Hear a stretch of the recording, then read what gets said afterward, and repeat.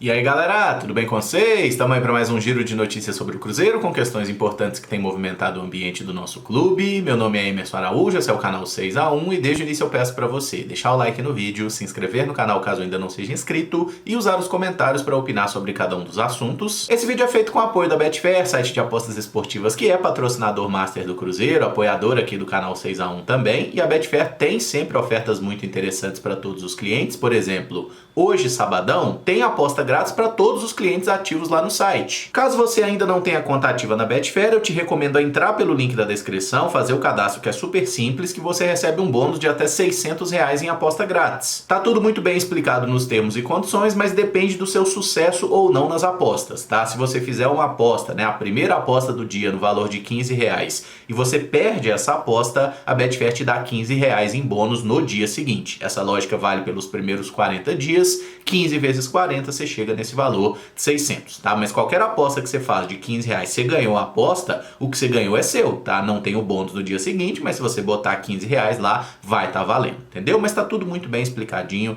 dá uma lida lá qualquer dúvida. E se você já tem conta ativa na Betfair, pode entrar por esse link aqui também, tá? Você vai fazer lá o seu login, que tem lá um valor para você fazer a aposta grátis. No meu caso, por exemplo, é R$2,50 todo sabadão. Lembrando que a Betfair é uma casa de apostas muito confiável, regularizada, tá, gente? Não tem nada de errado, ao contrário de outras por aí, mas é só para maiores de 18 anos que apostem com responsabilidade para se divertir. Primeiro assunto do dia é Matheus Pereira, né? Convocado pela primeira vez para a seleção brasileira, ele que vai se encontrar com a delegação em Brasília, e o Cruzeiro tem uma programação para que o Matheus esteja de volta à Toca da Raposa já na quarta-feira. Lembrando que o jogo da seleção, Brasil e Peru, é terça-feira, 9h45 lá no Mané Garrincha em Brasília, né? O Matheus Pereira que foi convocado para suprir a ausência de Lucas Paquetá, que tomou cartão amarelo, está suspenso, então o Matheus deve ficar no banco de reservas, né? É a tendência, talvez receba uma chance aí de fazer a sua estreia pela seleção. E foi muito legal ver a reação do Matheus, né? Assim, falou inclusive que foi pego de surpresa por estar sendo chamado pela seleção, mas achei legal essa informação que foi trazida pelo Samuel Venâncio, né? Da logística que o Cruzeiro está montando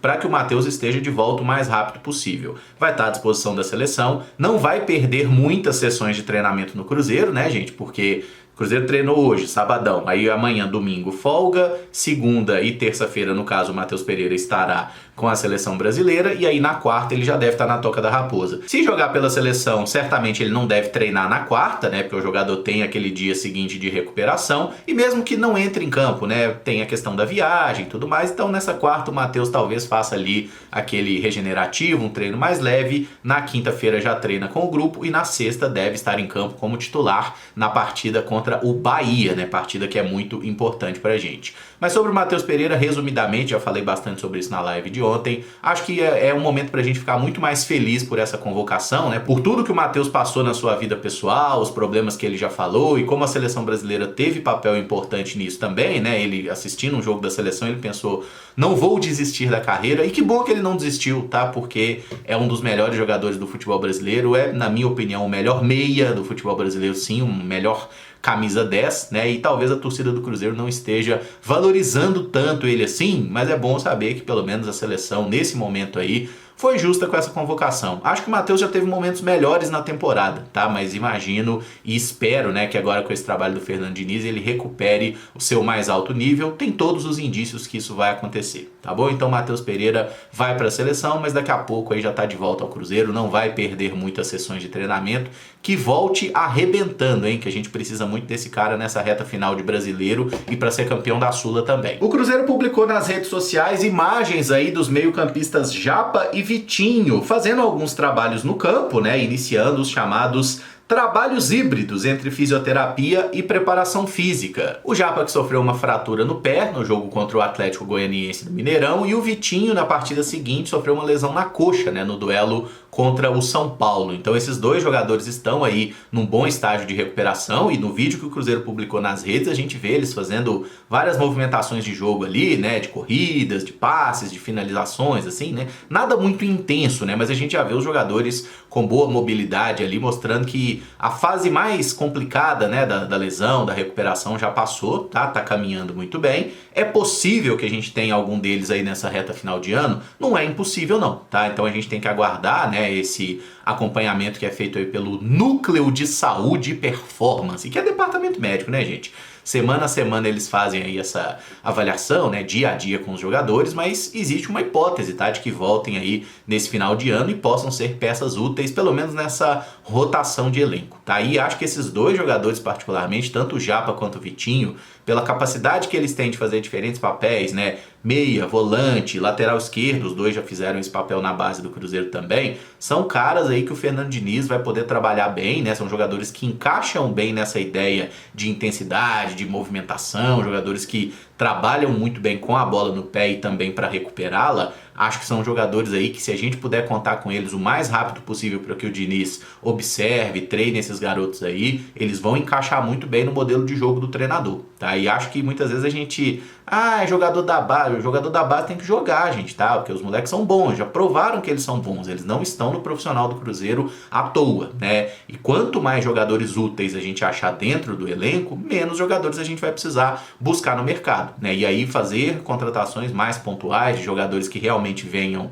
para decidir, né, e que não sejam apenas composição de elenco, porque acho que Japa e Vitinho, por exemplo, são jogadores que já compõem muito bem o plantel do Cruzeiro. Infelizmente, o Japa tem sofrido muito com lesões, o Vitinho foi a primeira, né, mas são caras aí que ganharam seu espaço com mérito e eu espero que ganhem mais minutos em campo muito em breve, tá? Então, há uma esperança que eles voltem ainda nessa temporada. E um jogador que tem me preocupado um pouco com relação ao aspecto físico é o atacante Lautaro Dias, tá? Ele tinha ficado fora do treino de quarta-feira, o Cruzeiro informou um controle de carga, ele foi a campo na quinta e ficou fora do treino de sexta-feira também. E a minha preocupação é porque o Cruzeiro não tem muitas opções de atacante, né? E a gente sabe que o Lautaro não é um jogador que teve ali aquela formação mais clássica no futebol, né? De passar muitos anos em categoria de base de um grande clube. Ele é um cara que brotou ali numa segunda divisão argentina, teve destaque, foi parar no Equador, jogou bem e o Cruzeiro fez essa aposta de contratar esse jogador. Mas assim, é um atleta que parece que fisicamente ele tem alguma dificuldade para manter-se, né, num nível competitivo, para ter um ritmo de fato de treinamentos mais intensos.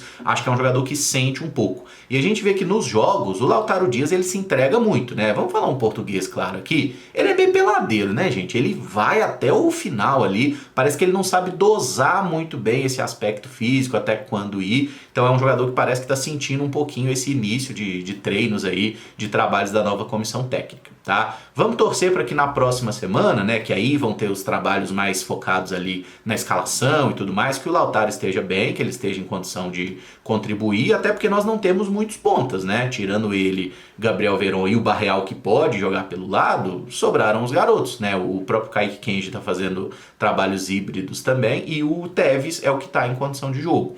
Então, assim, vamos aguardar, tá? Mas eu fico atento aí com essa condição do Lautaro, que é um cara que tá com um pouquinho de dificuldade nesse aspecto físico aí. E como o Cruzeiro apostou muito nele e tem poucas opções de atacante, a gente precisa usar esse jogador com muito critério para não perdê-lo, né? A gente precisa... mas o Lautaro faz muita raiva.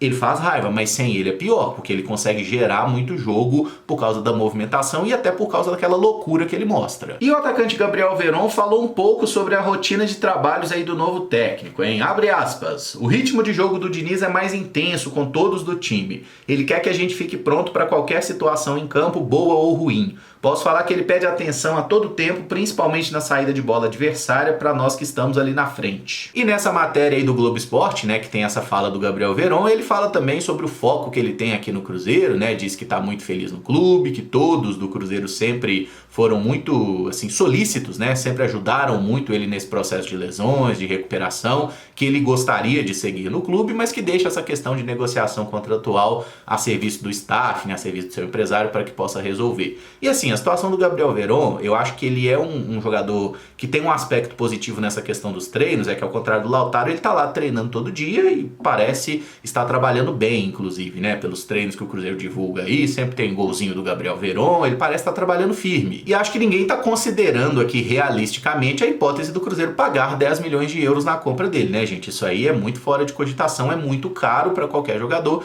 especialmente para um que não conseguiu se firmar até agora. Mas assim como eu falei do Lautaro, a gente tem poucas opções de atacante. O Gabriel Veron é um que sabe fazer gol, né? Tecnicamente ele tem mais recurso que a maioria. E eu sigo com aquela ideia de que a menos que aconteça algo muito absurdo, assim, um reempréstimo do Gabriel Veron é uma coisa interessante, tá? Seguir com esse jogador no plantel para o próximo ano, e essa hipótese foi levantada pelo empresário do atleta, né? Diz que não tem nada certo, mas que é algo que ele iria sugerir ao Porto, clube português, que é dono do passe do jogador, justamente porque lá no Porto ele não vinha jogando e aqui no Cruzeiro ele está recebendo sequência, tá? Então vamos aguardar o que acontece nesse rebu aí, tá? Mas acho que o Gabriel Veron, assim como a gente fez uma avaliação lá na Samuca TV, né? Ele é um jogador que está em observação. Eu acho que essa reta final de temporada pode ser determinante, e se ele conseguir o que falou, né? Que tem essa vontade de ser campeão no Cruzeiro dessa Copa Sul-Americana, se a gente ganha a Sul-Americana e ele quiser fazer uns golzinhos decisivos aí nessa reta final, eu não vou reclamar, tá? E acho que se for possível mantê-lo para o futuro, é um jogador que me agrada. Eu gosto de jogador bom, tá? E tem problemas? Teve a época que tava meio, né, rechonchudo, às vezes machuca muito, mas que ele tem talento, ele tem. Jogador que tem talento, eu acho que dá para recuperar. E por fim, nem é uma notícia, mas é uma pauta que eu gostaria de propor e ouvir a opinião de vocês. Lucas Silva, né, o que eu chamo de princeso, e isso é apenas uma brincadeira com o apelido de príncipe, tá, gente? Não é uma ofensa. O Lucas Silva, que tá aí treinando, né, segue todo dia trabalhando firme aí na Toca da Raposa, pelo menos pelas informações que a gente tem, ele não entrou em nenhum dos 3 jogos com o Fernando Diniz, tá? Se a gente fizer um recorte aí das últimas 10 partidas do Cruzeiro na temporada, o Lucas Silva foi relacionado para todas, mas ele entrou em apenas 3 jogos, tá? Ele não foi titular nenhum dos jogos, pra gente achar um jogo dele como titular. Foi o 11º, né, que foi o jogo contra o Vitória, aquele 2-2, que o Lucas Silva jogou o primeiro tempo, mal pra cacete, o Cruzeiro todo mal, ele foi substituído no intervalo e depois o Cruzeiro buscou o empate até com os 2 gols do Dineno, que agora já tá machucado. Mas enfim, o Lucas Silva, a gente tem uma visão assim, o Lucas Silva tava sendo titular todo jogo. Não, não tava, né? Inclusive dos últimos 7 jogos do Fernando Seabra, ele só foi utilizado em 3, sempre vindo do banco, né? Há muito tempo que ele não é titular, e com o Diniz, como eu citei, até agora não foi usado. Eu vi muito torcedor do Cruzeiro fazendo uns comentários assim, e até um discurso que, na minha opinião, ele é repetido, que eu vi pela primeira vez o Marcelo Beckler falando sobre isso, né? Que o time do Cruzeiro acelera muito o jogo, que o Lucas Silva era um jogador que dava cadência pro meio campo.